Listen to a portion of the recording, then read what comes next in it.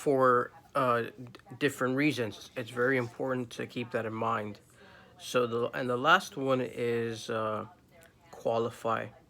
Before I go into qualify, I want to fix something. Back I said Publix doesn't pay a lot. That's a mistake. They pay well, and they run us a very sophisticated, fantastic program, which my brother is employed by. So we're very grateful and very thankful. Forgive me if I said something negative about that. And the last one is qualify. You want to qualify things in your life to see if they're good for your emotional, physical, or spiritual diet. Obviously, we all need a break sometimes, and it's very entertaining. And me, I'm the first one to say it.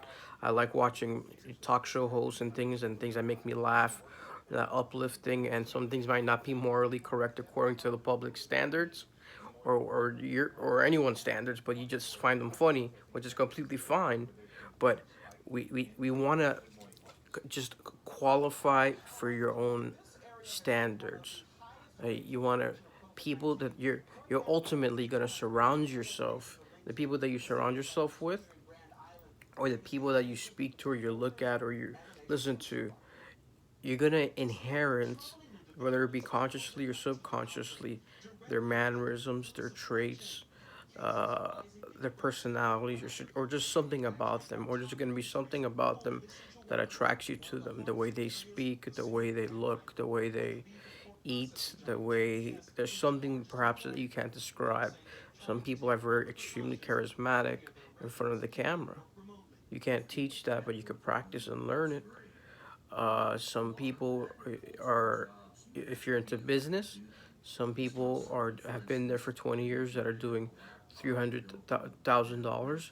There's some people that have been there for a year that are doing $1 million, right?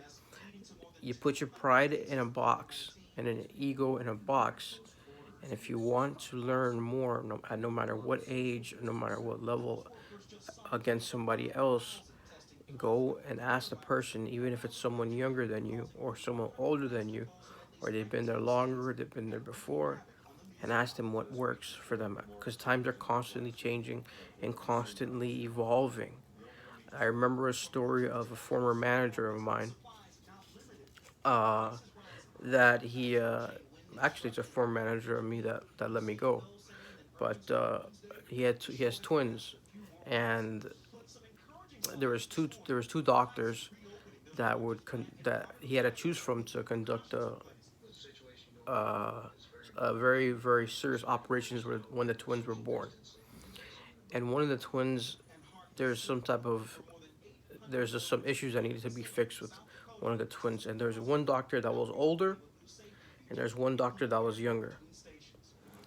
So the doctor automatically assumed that this gentleman, that the guy with the twins, was going to pick the older doctor because he had seniority, right? And so before he made his decision, he spoke to both doctors.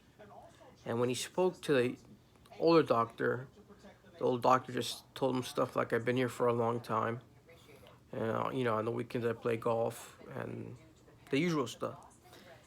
When he spoke to the younger doctor said, "Before you hire me, let's say his name is Bill. Before you hire me, Bill, I want you to know that I've just come back from a 2 weeks extensive training, let's say hypothetically at Harvard, from Harvard. I'm up to date on the newest technologies while this guy's out playing golf that can save your child's life. And I'm probably one of the best skilled surgeons or whatever kind of doctor it was for him in the hospital for you. I will do everything I can within my power to make this happen for you." So he picked a younger doctor, right? So you don't go based on judgments and appearances or length of time and seniority and do that. You have to make certain choices by yourself and on your own. When I was the youngest guy hired in my investment bank, and I was managing accounts of $1 million and more. and I looked like I was 10 years old. Obviously, that's an exaggeration, but I looked very young, and people would always bring that into question. And I would just always explain to them my experience and the group that I work with, and kind of the same analogy with some other people there in the office. I wouldn't step on any toes. Though. Always be very diplomatic. Okay, please try not to speak bad about anybody behind anybody's back, things like that, because that always comes back to you. If they do it with you, they'll do it to you. Remember, please, these are life lessons from Rohit Prakash and Andrew Schultz on this episode of Somewhat Wisdom. Okay, so we have quality, quantity, and qualify.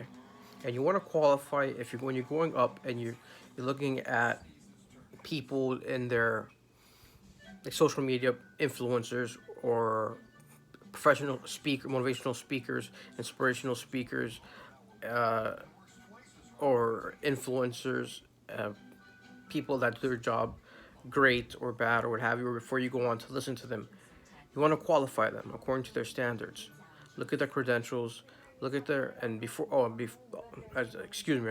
I'm gonna interrupt myself. I want to say a shout out to Jay Shetty also. If you haven't checked out him or you haven't heard of him, please Jay Shetty, check him out. Before Andrew and I started this, he was a very big source of inspiration for us and for me. He did a lot of stuff for free, and he runs a, I mean, just he's out in Los Angeles and in California, I believe, in his, he's thriving. He's really thriving. Anyways, let me get back on track. So you want to qualify these types of people, right? You don't want to have a pediatrician doing a heart surgery, right? You don't want to have your soccer coach teaching basketball. Okay, I personally have extensive and thorough, vast training and I don't want to say public speaking, but in motivational speaking and speaking about investments and speaking to people and speaking with people and speaking amongst people and in dealing with the, people with and I hate to bring this up again, guys, but it's just a fact of the matter. People dealing with a lot of money. I just do. That's the thing. That was my profession. That's my field. That's my hobby. I like that. I love that. And I love people. And I love bringing out of you, bringing out of a person what's inside them that they don't know they have. Because the world, it's right there in front of you, but you haven't woken up and figured it out what it is. But life's short. It's fragile. So it's a necessity for me to bring that out of you and for us as a humanity and one person and a humankind to come together and show the love and the light and the spirit and everything else that you have and implement it in the proper ways. When we were young, we all did stupid stuff. We all, I don't know what you did, but we all skipped school to be with the girlfriend. We all, drank illegally when we were young with certain friends. We all did stuff. We all did goofy stuff. Okay, but now's the time. We all said things to our parents or thought certain things to our parents. We always did things. Maybe we cut a corner here and there. I'll never forget the first time I got arrested once because I was with a group of friends and I hit a guy with a bat when I was 19. I used to party a lot and I was very muscular and built and I thought the world revolved around me. And when I went to go see my attorney, and my attorney at the time was in the Cochran building, he goes to me, everybody has one chance in life to make a mistake. And since I had a clean record, never been to jail, athlete, had scholarships, and coincidentally, my attorney knew the judge. He goes, I can get your case thrown out. Because I'm a judge and you have a great record. And on the other hand, the other kids come from a different background. And I was with 3 other friends of mine that night, but I took the rap for them. And then he said, this, after he told my friends to leave the room, exit the room, and he wanted to interview me individually, my attorney. He interviewed me. Then I left the room. Then he interviewed my friends. And then he interviewed me and my father in the room. And then he goes, okay, for all this, looked at my father. This is gonna cost you $7,000. And then my father looked at me, of course, and he nodded, and we had to pay. But that was an expensive lesson. That was a very, very expensive lesson. Okay, and you know, we wanted to do things, and and that's one of the goofy things that I did, and now I'm restoring my karma for that. And then somewhere along the lines later on, I became an alcoholic.